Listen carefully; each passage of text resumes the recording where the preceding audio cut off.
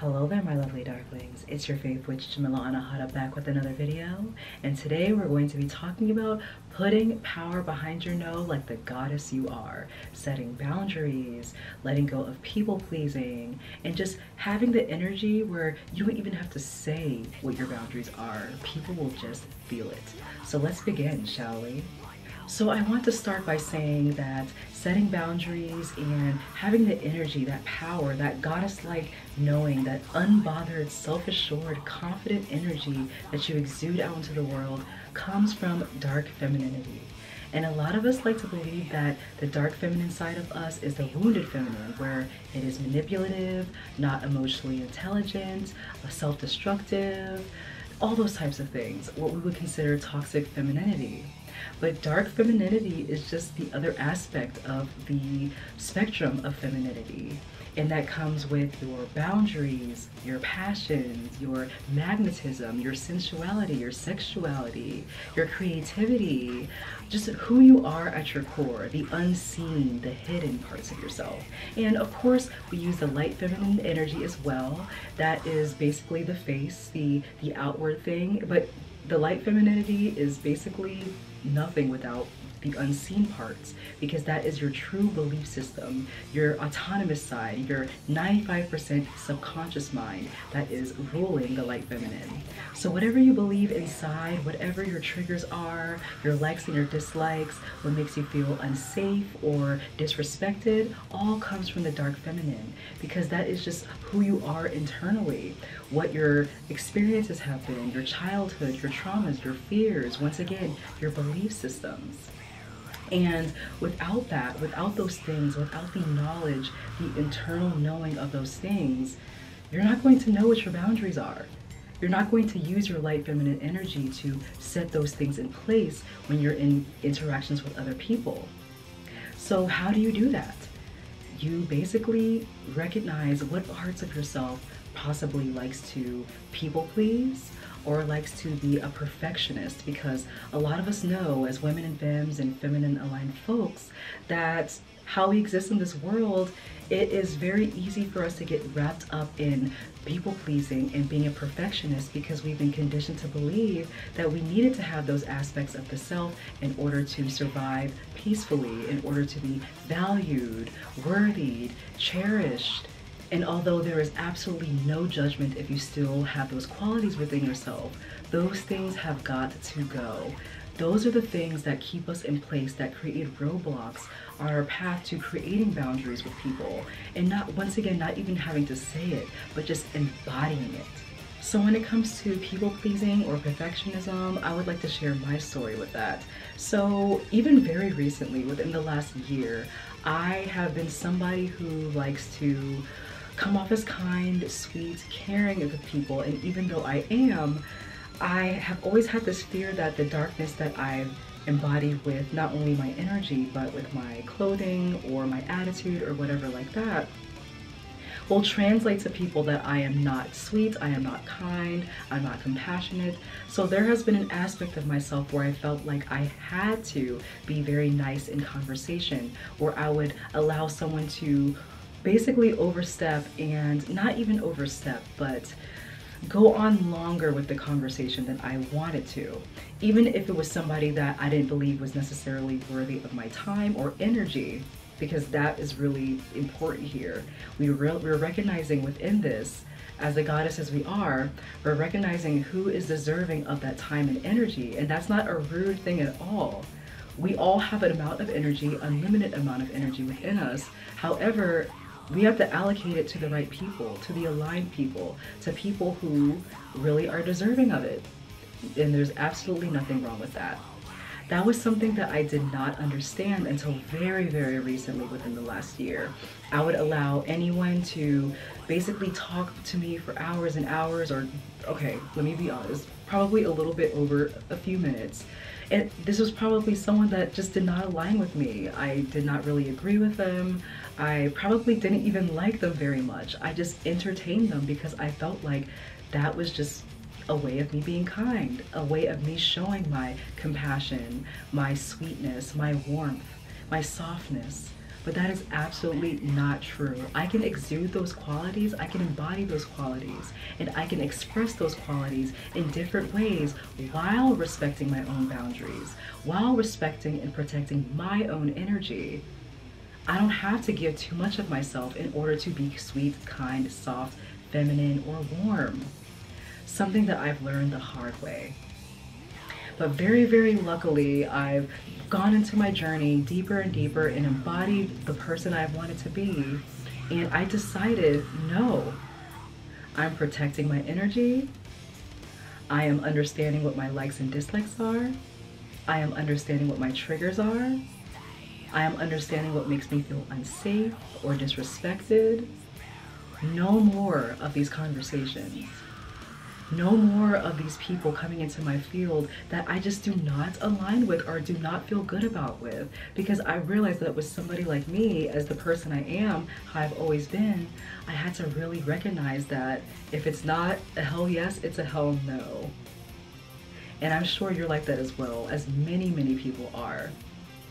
So setting boundaries is more than just telling people like, don't do this or don't do that. It's not about that at all. It really is in a way, but it's not. It's really about protecting your energy, giving people the right energy, giving people the right idea of who you are, what your beliefs are, what you stand for, and what you do not stand for. And for a lot of us, how we feel unsafe or disrespected is different. We're not going to always feel unsafe or disrespected in the same ways. So that's why it's very important for you to understand deep inside what your belief systems are, what makes you feel like people are overstepping. Because it's not the same as everybody else. A lot of people use boundaries and they are always like, well, don't do this. You can't say that to me. You know, you can't do that to me. Okay, that might be great for you, but for another person, it might be totally fine. So examine deep within you your belief systems, doing your shadow work and your inner work, understanding where you feel like your energy is leaking out into the wrong person, place, thing, situation. Where is your energy being spread thin with? Pay attention to it, acknowledge it, embrace that that has been something in your life that has been challenging. There's absolutely nothing wrong with that. Now you know, and now you can do something about it. No worries. Love the part of yourself that did those things. Love the part of yourself that you felt disrespected your own boundaries, because there is a deeper reason for why that was or why that is. And on top of setting boundaries and protecting your energy and ditching the people-pleasing aspects of things and putting power behind your no, is to set boundaries with yourself. We always like to talk about setting boundaries with other people, and that's absolutely true. Yes, you have to exude the energy of somebody that does not stand for a certain thing or someone who attracts a certain type of treatment. But you need to set boundaries with yourself. We cross our own boundaries all the time and we do not talk about it or acknowledge it. What parts of your life are you overstepping on your own boundaries? Maybe you're eating a certain type of food that you know makes you feel gross. Maybe you're watching a series or a TV program that you know is like rotting your mind. Maybe you're hanging out with the wrong person who's not aligned with you, that you know is on a lower level of consciousness than you. No judgment. However, you gotta let them go. Maybe you are not following your dreams and you're subjecting yourself to certain circumstances that you know that does not align with you. Whatever those things may be, set those boundaries with yourself, acknowledge them, embrace the part of yourself that overstepped, let it go, and create the inspired action step next in order to keep that boundary with yourself. So for example, if you know that you're eating something that does not feel good within your body, it might be just simple to say, well, don't eat it. Okay, maybe that could possibly work with you as well. But for someone like me who's a foodie, in the past, especially somebody who has had a binge eating disorder, I've had those types of disordered eating patterns in my life that I luckily overcame. But what worked for me was adding in different foods that were just as delicious, but were nutritious. And that worked with my sensitive body. I have a very sensitive tummy, and I had to be very serious about what foods I put into my temple. So whatever it looks like for you, do that thing. Set that boundary with yourself. Stop overstepping your own boundaries. Because if you're overstepping on your own boundaries, people will sense that and feel that. So that if you overstep your own boundary, what makes you feel that other people won't? Be serious about yourself. Protecting your energy is definitely with other people, but it is also with yourself. What energy do you want to embody? Because that will exude to other people and they will know what's up. They will know what's up. You won't even have to open your mouth to let them know what your boundaries are. They will know by how you carry yourself, how you speak about yourself, how your confidence is expressed in conversation, or just, once again, in your posture, your voice, your stance, the words you use, your body language, your hygiene, your appearance. All those things, even though they may seem superficial, they translate without you even saying a word to other people. And because you think so highly of yourself, you feel like you are the goddess you are embodying all the qualities that you wish to exude in the world or you wish to attract or magnetize, you won't even have to say a thing. Embody it, and people will understand what's up right then and there. And once again, that comes back to you respecting your own boundaries. If you don't respect your own boundaries, other people will feel that. And even though it is absolutely not right for them to still overstep and cross those boundaries, whatever other people do are usually a mirror for how we treat ourselves or feel of ourselves. Examine what that might be within you. Because once again, bringing it back to the dark feminine energy, that is the unseen, the hidden aspects of yourself, the autonomous aspects of yourself, the subconscious mind. Whatever is lurking underneath the surface of that, it is up to you to uncover, and it is up to you to reprogram it to your liking. So circling back, as I said, putting power behind your no, is that, once again, you don't even have to say no. They'll already understand what's up, but no is also a complete sentence. You can just say no, thank you, or even no, and you don't have to explain yourself. You don't have to let people know.